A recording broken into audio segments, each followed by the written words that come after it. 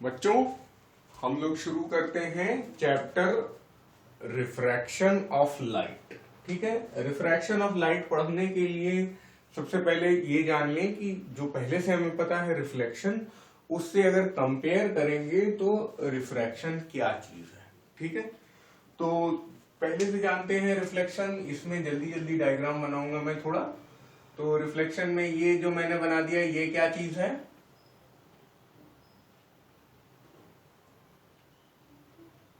ये एक मिरर है। सिर्फ ये जो मैंने बनाया ये एक मिरर है, और मिरर एक प्लेन सरफेस है, और इसे हम लोग रिफ्लेक्टिंग सरफेस भी बोल सकते हैं। रिफ्लेक्टिंग सरफेस भी बोल सकते हैं। यहां ये जो n है नॉर्मल है ना, n नॉर्मल है। और फिर उसके बाद इस चैप्टर में आपको डायग्राम मेकिंग का काफी काम आएगा, I और R। ठीक है, हालांकि रिफ्लेक्शन 10th में नहीं है, लेकिन देखेंगे आप कि कैसे यहीं के कॉन्सेप्ट यहां भी काफी सारे यूज होते हैं। ठीक है, I एक रे है और R दूसरी रे है। I को मैं यहां तक ले रहा हूं और R को मैं यहां ले रहा हूं। ये छोटा I, ये छोटा R जो है वो एंगल है। बड़ा I एक रे है और बड़ा R एक रे है। तो I को मैं बोल रहा हूं इंसिडेंट रे। Incident ray. और R को मैं बोल रहा हूं रिफ्लेक्टेड रे। थोड़ा सा नाम में ध्यान रखिएगा कि आप गलती से भी रिफ्रैक्शन जब कर रहे हो तो उसे रिफ्लेक्टेड रे ना लिख दें। ठीक है, फिर I हो गया एंगल ऑफ इंसिडेंस, और R हो गया एंगल ऑफ रिफ्लेक्शन।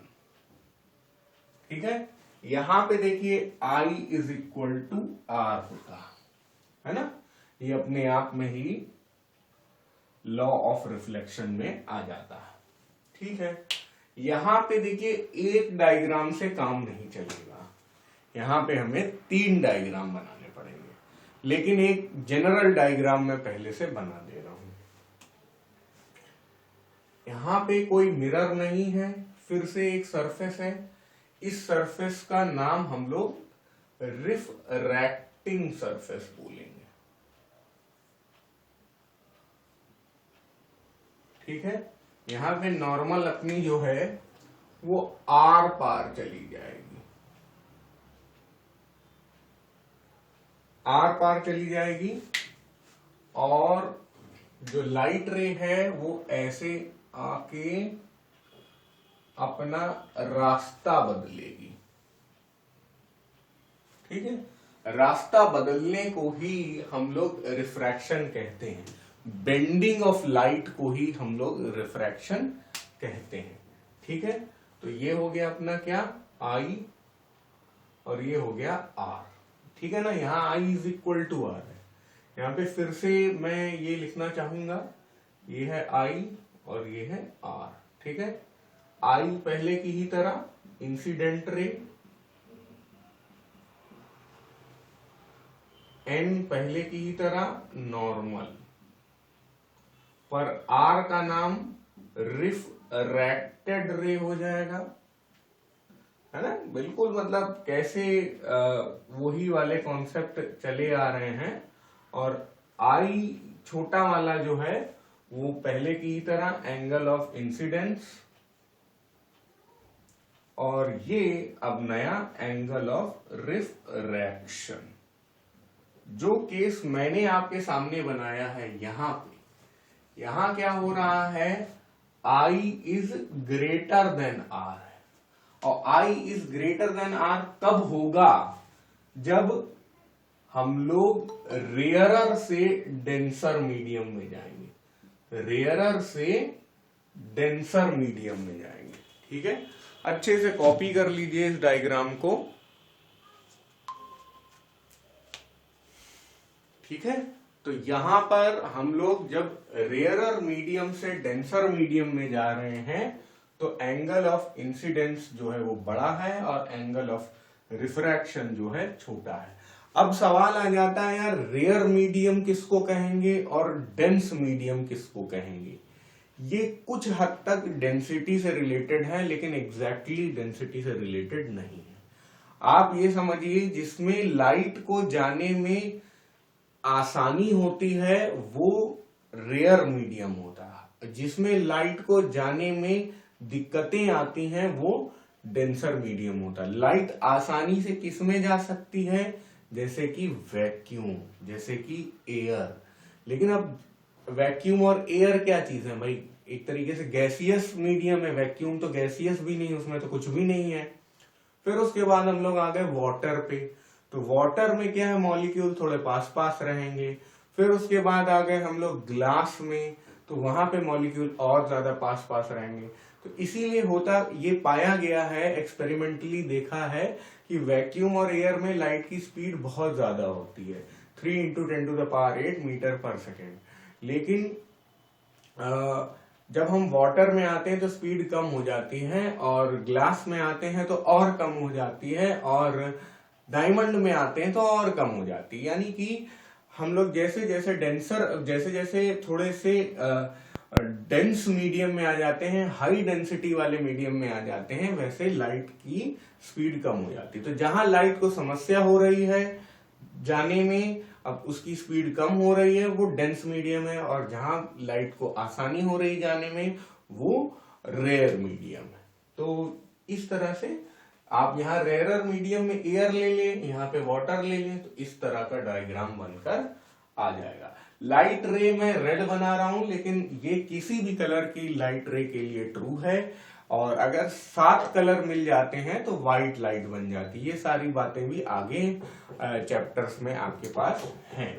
और जी बोलिए सर, वो कैलोरीमेट्री नहीं करा रहे क्या सर? मतलब कि अभी तो सर हाफ ही हुआ है वो। हाँ, कैलोरीमेट्री भी चलेगा बेटा जब विजय सर आएंगे।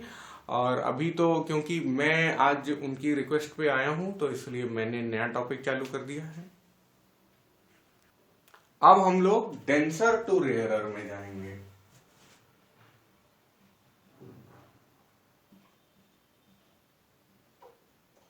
डेंसर टू रेयरर में क्या होगा, अब लाइट रे जो है ऐसे बेंड कर रही थी, तो ये ऐसे बेंड कर रही। पिछले वाले मैंने डायग्राम में नहीं लिखा, आप जाकर लिख लीजिए। यहां पे जैसे हो रहा है bending away from the normal, इसको क्या कहेंगे, bending away from the normal.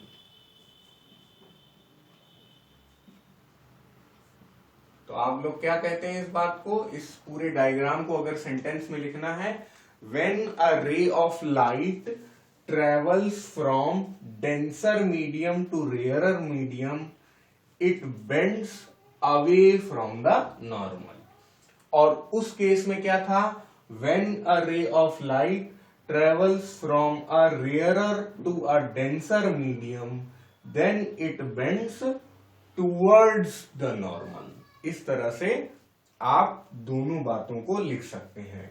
ये वाला जो मैंने केस बनाया, यहां पर I इज, यहां तो R है, लेस देन R, ठीक है। तो इसको भी बना लीजिए। आपको 2-2 बार बनाना पड़ेगा, मैं तो वहीं पे चेंजेस करे ले रहा हूं। और अब हम लोग तीसरे केस में आ गए हैं बच्चों। यहां पर मैं आपसे पूछना चाहूंगा एंगल ऑफ इंसिडेंस कितना है यहां पर।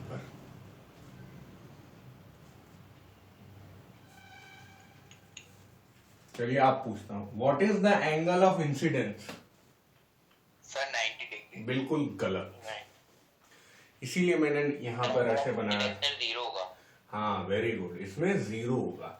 देखिए जो भी एंगल ऑफ इंसिडेंस और रिफ्लेक्शन का मेजरमेंट का तरीका है वो नॉर्मल से मेजर किया जाता है, मतलब नॉर्मल से कितना बढ़ रहा है।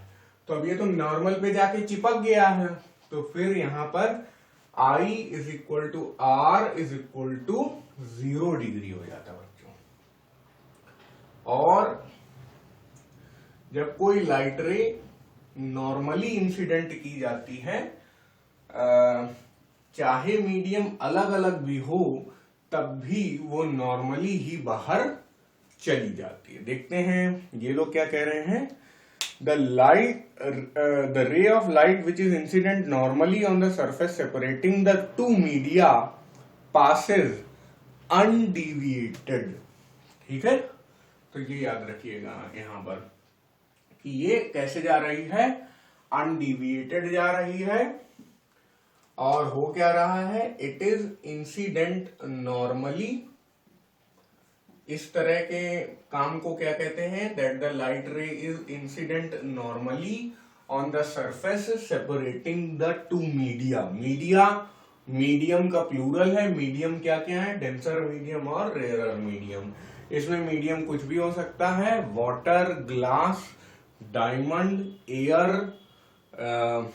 ऑयल, कोई भी चीज जो ट्रांसपेरेंट हो और जो अपने आर पार लाइट जाना अलाउ करती हो। ठीक है, तो और यहाँ पे डेंसर रेयरर लिखा है बच्चों, आप आराम से रेयरर डेंसर भी करके यही वाला डायग्राम बना सकते हैं, कोई इशू नहीं है। तो कॉपी कर लीजिए इसे भी। तो अब आ गया अपना point, cause of refraction. Refraction क्यों होता है, what is the reason of refraction getting occurred. तो इसका रीजन है कि जो भी आप लोगों ने बताया, स्पीड ऑफ लाइट या वेलोसिटी ऑफ लाइट दोनों लिख सकते हैं आप, यहां पे इतना मैटर नहीं करता है, is different in different media या मीडियम एक ही बात है, media is plural and medium is singular. तो अलग अलग मीडियम में लाइट की स्पीड अलग अलग होती है, इसके कारण रिफ्रैक्शन होता है। अब इसमें एक बात आपको याद रखनी है, डेंस मीडियम का मतलब क्या होता है, डेंस मीडियम का क्या मतलब होता है, लो स्पीड ऑफ लाइट या हाई स्पीड ऑफ लाइट, बताइए। मैं वेलोसिटी लिख रहा हूं तो वेलोसिटी ही लिखता हूं, ठीक है। तो जो डेंस मीडियम होता है वो होता है उसका मतलब होता है लो स्पीड ऑफ लाइट या लो वेलोसिटी ऑफ लाइट। उसी तरह रेयर मीडियम की अगर बात करें तो यहां पे हम लोग बोलेंगे high velocity of light. Light के लिए बच्चों which is the rarest medium, बताइए। मोस्ट रेयर बोल सकते हैं या रेयरेस्ट बोल सकते हैं भाई, सर वैक्यूम। हाँ, मोस्ट रेयर या फिर rarest medium. I think rarest गलत होगा, मतलब ग्रामेटिकली पता नहीं है मुझे, ठीक है। मोस्ट रेयर या फिर रेयरेस्ट मीडियम होगा आपका वैक्यूम। बिल्कुल सही बताया आपने भाई। आपको भले ही डेंस और रेयर का फर्क नहीं मालूम, आपको ये मालूम है कि वेलोसिटी ऑफ लाइट हाईएस्ट किस में होती है, वैक्यूम में होती है। तो हाईएस्ट वेलोसिटी जहां पे होगी वही रेयरेस्ट होगा। तो मोस्ट रेयर मीडियम जो होगा वो है क्या, वैक्यूम। ये भी एक मार्क का सवाल आ सकता है, ये तो कोविड-19 वाला साल है, याद रखिएगा वैक्यूम की ये स्पेलिंग होती है, ठीक है। और velocity of light in vacuum, बताइए भाई, velocity of light in vacuum. और प्रैक्टिकल पर्पसेस के लिए वैक्यूम और एयर में वेलोसिटी ऑफ लाइट को एक ही जैसा माना जाता है। हालांकि अगर पूछा जाए कि वैक्यूम में ज्यादा होती है या एयर में ज्यादा होती है वेलोसिटी लाइट की, तो हम लोग बोलेंगे कि वैक्यूम में ज्यादा होती है। बट एक ये स्टैंडर्ड है जो आपको बार बार यूज करना होगा, velocity of light in vacuum is कितनी भाई, sir 3 into 10 to the power 8। हाँ, 3 into 10 to the power 8 metre पर second.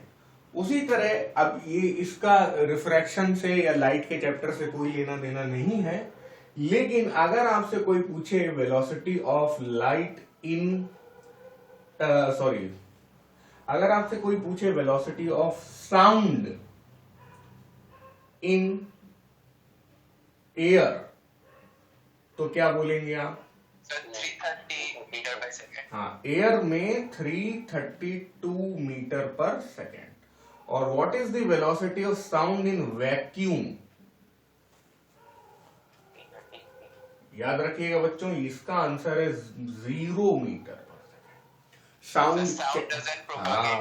Sound can not travel in vacuum, तो उसका आंसर आपको 0 मीटर पर सेकेंड लिखना पड़ेगा। खैर, अभी तक तो रिफ्रैक्शन के कॉजेज वाली जो बात है वो यहीं पे खत्म हो गई, और ये सब थोड़ा 1 मार्क क्वेश्चंस के लिए मैंने लिखा दिया। सब कुछ नोट डाउन करिए अच्छे से। अब जो मैंने रिफ्रैक्शन के 3 डायग्राम बनाए थे, एक के बाद एक के बाद एक, उन्हें अगल बगल मैंने बना दिया। यहां पे बात करेंगे हम लोग एंगल ऑफ डिविएशन की।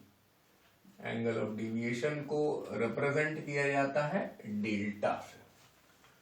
तो अगर मान लीजिए यहां पर कोई बाधा नहीं होती, चेंज ऑफ मीडियम ना होता, जैसे कि यहां पर पहले रेयर था, फिर डेंस मीडियम आया। रेयर डेंसर भी लिख सकते हैं, रेयर डेंस भी लिख सकते हैं। अगर यहाँ पे यही वाला मीडियम कंटिन्यूअस होता, यानी कि ये कोई सेपरेटिंग लाइन नहीं होती, तो ये अपनी लाइट रे सीधे सीधे चलती चली जाती है, ऐसे चलती चली जाती। लेकिन अब ये ऐसी चली गई है, तो जो प्रीवियस रास्ता और एक्चुअल रास्ते में एंगल होता है उसे बोलते हैं डेल्टा, है ना। इसको बोलते हैं डिविएटेड पाथ, बल्कि ऐसे बोलेंगे, और इसको बोलेंगे इनिशियल पाथ,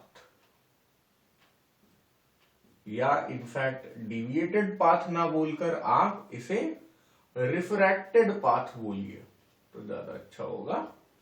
रिफ्रैक्टेड पाथ, और इनिशियल पाथ में जो एंगल होगा उसे डेल्टा बोला जाएगा। यहां आप जानते थे कि ये एंगल आई था और ये एंगल आर था, ये वाला, ये आई था और ये आर था। हम जानते थे कि आई ग्रेटर देन आर है ना, जब रेयरर से डेंसर में जा रहे हैं। और दूसरी बात, हम यहां से देख सकते हैं कि आई और आर प्लस डेल्टा आपस में इक्वल है। आप रीजन बता सकते हैं why I is equal to R plus delta here. चलिए, और सिंपल लैंग्वेज में मैं बोल रहा हूं, ये जो एंगल है ये इस पूरे एंगल के इक्वल है। क्यों? उसका कारण है बहुत ही सिंपल, वर्टिकली अपोजिट एंगल्स। ठीक है, समझ में आ रहा है?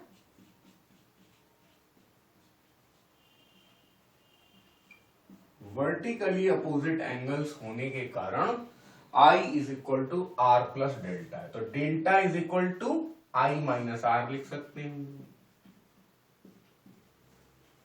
यहां पे हम लोग लिख सकते हैं delta is equal to I minus R. ये इस केस में होगा।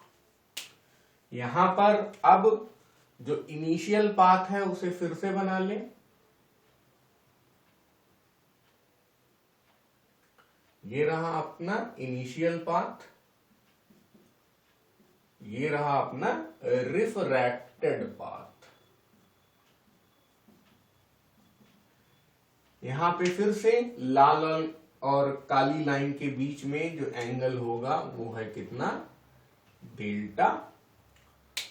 और इस बार देखिए आपका आई ये है और आर ये है। ठीक है, यहां पर मैं बोल रहा हूं कि आर जो है इनफैक्ट ये नहीं है, आर आपका ये पूरा है यहां से लेके यहां तक। Angle of refraction is the angle between refracted रे एंड द नॉर्मल। एक और बात याद रखिएगा, नॉर्मल को आप हमेशा डॉटेड बनाइए, ठीक है, नॉर्मल को आप हमेशा डॉटेड बनाइए। चलिए, तो अब यहां आप कह सकते हैं आर या I is less than are, मैं बोलना चाहूंगा, क्योंकि आई पहले बनता है, आर बाद में बनता है। दूसरी चीज यहां पे मैं बोल सकता हूं कि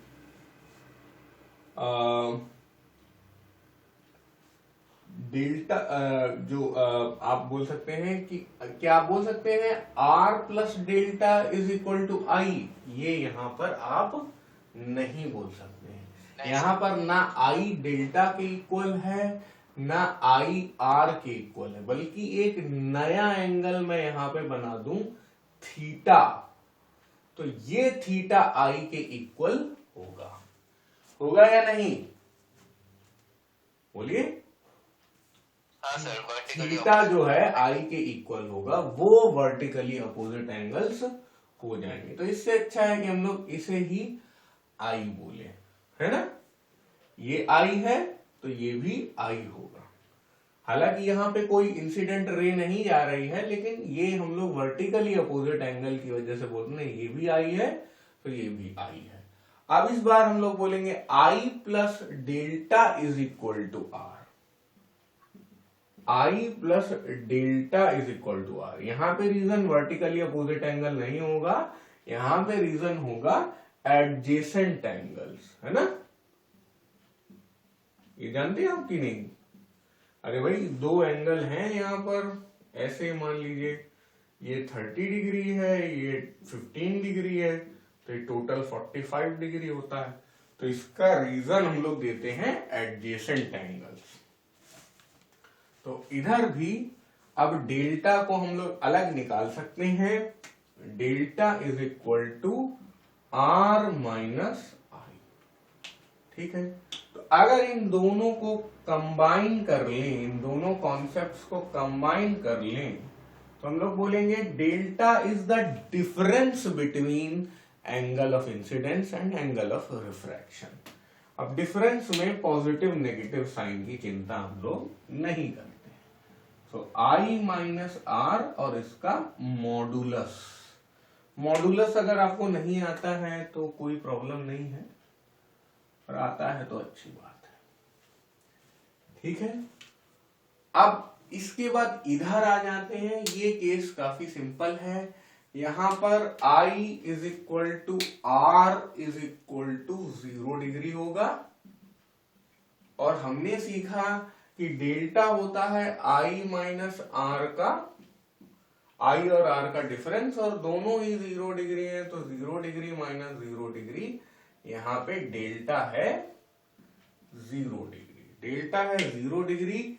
इसीलिए बोल रहे हैं कि कोई एंगल ऑफ डिविएशन यहां पे नहीं है, इसीलिए हम लोग बोलते हैं light passes undeviated, light passes undeviated. थोड़ा सा डायग्राम को कंप्लीट कर लें। यहां पर हम लोगों ने डेंस से रेयर में यात्रा की है, यहां पे रेयर से डेंस जाए चाहे डेंस से रेयर जाए कोई बात नहीं है।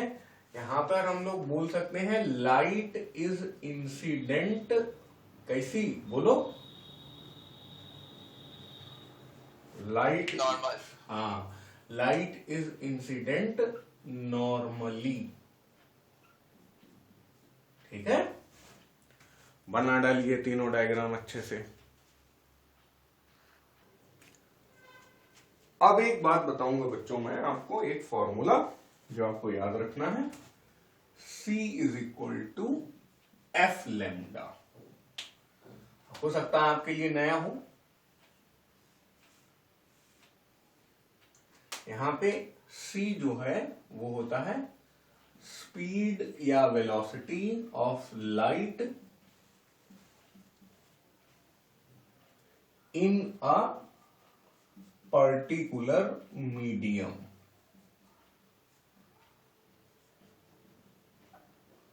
और f है फ्रीक्वेंसी ऑफ लाइट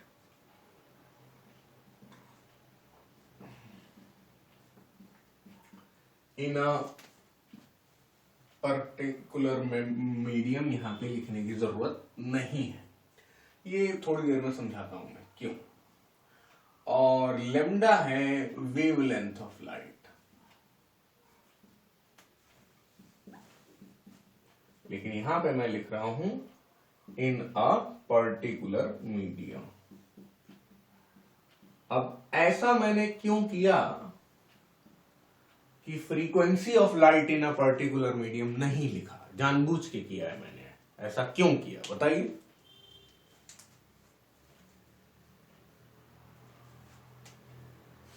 उसके लिए एक इंपॉर्टेंट पॉइंट मैं लिखना चाहूंगा। With change in media,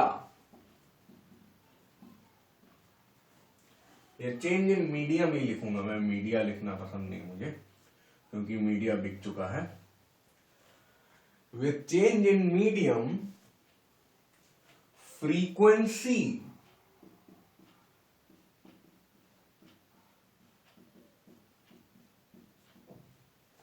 of light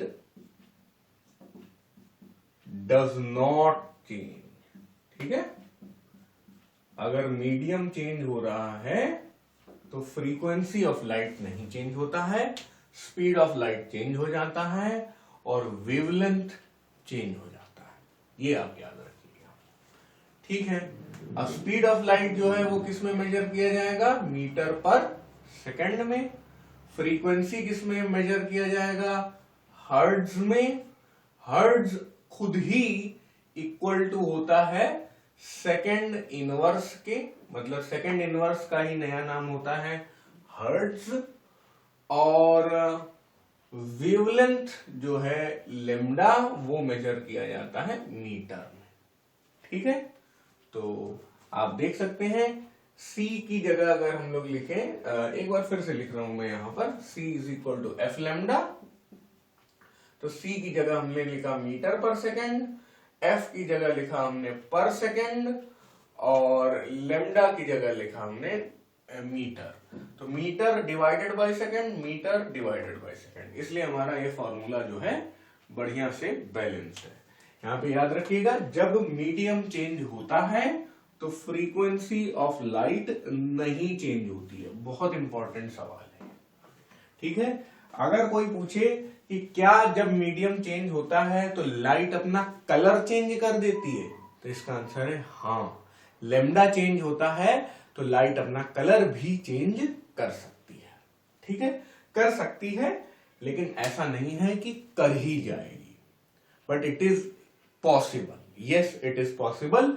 it will depend कि एक मीडियम से दूसरे मीडियम में जब जा रहे हैं तो उनके रिफ्रैक्टिव इंडेक्स में कितना अंतर है, यानी कि उनके रेयर या डेंस होने में कितना डिफरेंस है। लाइट कैन चेंज कलर, ठीक है, and light will definitely change wavelength when it suffers refraction. Light will definitely change the speed of light when it suffers refraction। तो बढ़िया से लिख लीजिए जो भी मैंने लिखा। जो नहीं चेंज होता है वो मैंने लिख दिया है, बाकी दोनों चीजें चेंज होती हैं। Frequency of light depends on the source of light, ठीक है, या फ्रीक्वेंसी अकेला लिख दें, ऑफ लाइट बार बार ना लिखें।